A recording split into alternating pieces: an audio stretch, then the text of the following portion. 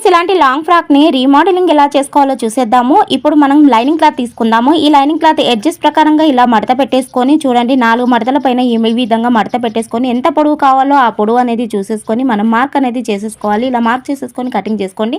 తర్వాత main fabric అనేది కూడా చూడండి, ఈ ఎడ్జెస్ అనేవి కరెక్ట్గా పెట్టేసుకొని ముడత లేకుండా ఎక్కడ ముడత పడకుండా చూసుకొని ఇప్పుడు ఇలా పెట్టేసుకొని ఇది కూడా ఎంత పొడవు కావాలి అన్నది చూసేసుకోండి.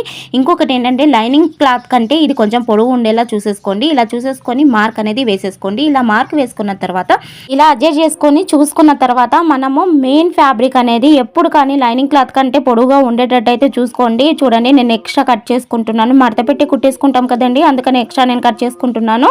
మీకు మరిన్ని మంచి వీడియోలు కావాలంటే నా వీడియోని అయితే సబ్స్క్రైబ్ చేయండి, మీరు లైక్ చేయండి, షేర్ చేయండి. మరిన్ని వీడియోల కోసం నా ఛానల్ అయితే చెక్ చేయండి.